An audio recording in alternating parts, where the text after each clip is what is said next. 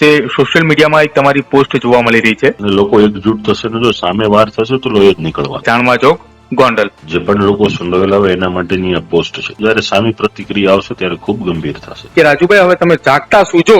આનાથી પણ મોટા ખેરખા આવીને રાજુ સખિયાને ધમકી આપીને વયા ગયા છે. જયેશ રાદડિયા, ભરત બોગરા અને જે ભાષામાં જેને જવાબ જોતો હશે એ ભાષામાં એનો જવાબ આપશો. સમાજના આગેવાનો સાથે કોઈ ચર્ચા કરવામાં આવશે. અલ્પેશભાઈ, સ્વાગત છે તમારું ન્યૂઝ રૂમમાં. જી અલ્પેશભાઈ, ગોંડલનો આખો આ વિવાદ ચાલી રહ્યો હતો. પાટીદાર સમાજના યુવકને મારવાની ઘટના હતી અને તેની વચ્ચે સોશિયલ મીડિયામાં એક તમારી પોસ્ટ જોવા મળી રહી છે કે કોઈને પણ વાગે તો લોહી જ નીકળે, દૂધના ફુવારા તો નો જ થાય. અને તમે નીચે એવું પણ લખ્યું છે કે ચાણવા ચોક, ગોંડલ. શું કહેશો આને લઈને? આ બાબતમાં પોસ્ટ એટલા માટે મૂકી છે કે છેલ્લા ઘણા સમયથી ગોંડલમાં જે ઘટનાઓ બની રહી છે, વ્યક્તિઓને નુકસાન થઈ રહ્યું છે અને આમાં જે પણ લોકો સંડોવેલા હોય એના માટેની આ પોસ્ટ છે કે વારંવાર કોઈ પણ લોકોની સાથે તમે ચેડા કરો છો, કોઈ નાના લોકોને તમે દબાવો છો, મારો છો, તો જયારે પણ લોકો ભડકશે અને લોકો એકજૂટ થશે ને જો સામે વાર થશે તો લોહી જ નીકળવાનું છે. એમાં કોઈને મનમાં એવા ફાકા પોતદારી હોય કે ભાઈ લોહી નહીં દૂધ નીકળે, તો આ ખરી હકીકત એ જ છે કે દરેકને અંદર માનવ જીવનની અંદર લોહી જ આપેલું હોય છે. એટલે કોઈ એક પક્ષને જયારે તમે વારંવાર મારો છો, એના પર હુમલો કરો છો, એને દબાવો છો, ધમકાવો છો, તો જયારે સામી પ્રતિક્રિયા આવશે ત્યારે ખૂબ ગંભીર થશે. અલ્પેશભાઈ, ગઈકાલે ચર્ચાઓ થઈ રહી હતી ગોંડલની, દિવસ દરમિયાન ગોંડલની ચર્ચાઓ થઈ. એમાં ક્ષત્રિય સમાજના આગેવાનો અને ક્ષત્રિય સમાજના લોકો પણ ગોંડલના ડેપ્યુટી કલેક્ટરને એક આવેદન પત્ર આપવા ગયા હતા અને તે દરમિયાન એક વિડીયો સોશિયલ મીડિયાની અંદર વાયરલ થયો હતો અને વિડીયો હતો રાજુ સખિયાની સામે. રાજુ સખિયાને એવું કહેવામાં આવ્યું હતું ને ગર્ભિત ધમકી આપવામાં આવી હતી કે રાજુભાઈ હવે તમે જાગતા સૂજો, અમે તમારા નાગરદાના પાટીએ થઈને જ નીકળશું, તમારાથી થાય એ કરી લેજો. રાજુ સખિયા છેલ્લા ઘણા વર્ષોથી આ સમાજ માટે લડે છે અને જીવે છે અને આવા કોઈ પણ ધમકાવતા વ્યક્તિઓથી રાજુ સખિયાને કોઈ ફેર પણ પડતો નથી. કેમ કે આનાથી પણ મોટા ખેરખા આવીને રાજુ સખિયાને ધમકી આપીને વયા ગયા છે. એટલે એવા બાહોશ માણસોની પાછળ કોઈ એવા કીધા રાખે તો એને કોઈ ફેર નહીં પડે. અલ્પેશભાઈ, આખી આ ઘટનાની અંદર સમાધાન પણ થયું મોડી રાત્રે. શું લાગી રહ્યું છે? જયેશ રાદડિયા, ભરત બોગરા અને આ તમામ અલ્પેશભાઈ ઢોલરિયા સહિતના આગેવાનો ત્યાં પહોંચ્યા હતા. ત્યારબાદ સમાધાન થયાની ચર્ચાઓ ચાલી રહી છે. જો કે પીડિત જે યુવક છે તેના પિતાએ પણ સ્ટેટમેન્ટ આપ્યું કે ગોંડલ બંધ નહીં રાખવાનું.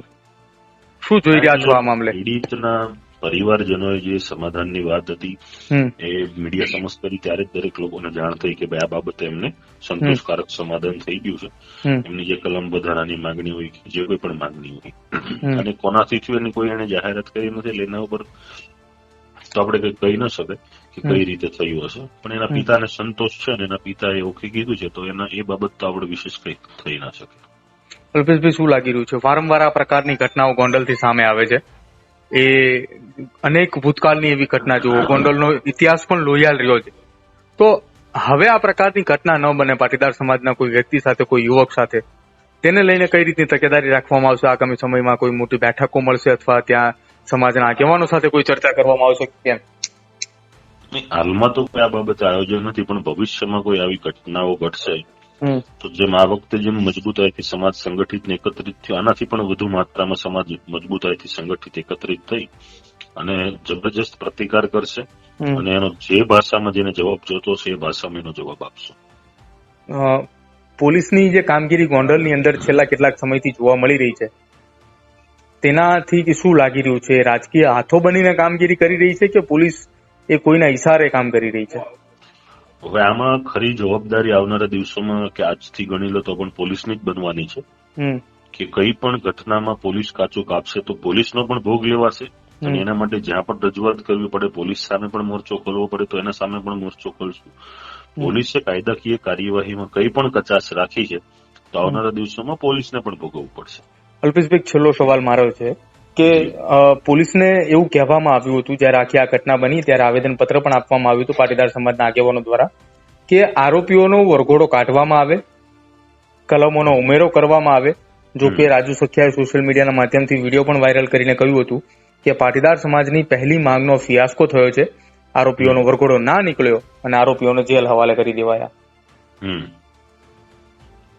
એ તો સ્વાભાવિક છે કે જે પ્રકારનો માહોલ હતો અને એનાથી કદાચ કાયદો વ્યવસ્થાની પરિસ્થિતિને પોલીસને લાગ્યું હોય કે ભાઈ કઈ શક્યતા 2 નંબર કઈ લાગ્યું હોય કે ભાઈ ખોટો ઘર્ષણ થશે, વિવાદ થશે કે કઈ પણ, તો ન કાઢ્યો. પણ એના જયારે જે પરિવાર સાથે બન્યું છે એ પરિવાર જ આગળ કઈ કરવા માંગતો નથી ને જાહેરાત કરે છે, તો હવે આ મુદ્દા સાથે કઈ હવે નથી લાગતું કે આગળ કઈ હોઈ શકે. બિલકુલ અલ્પેશભાઈ, આભાર અમારી સાથે વાતચીત કરો.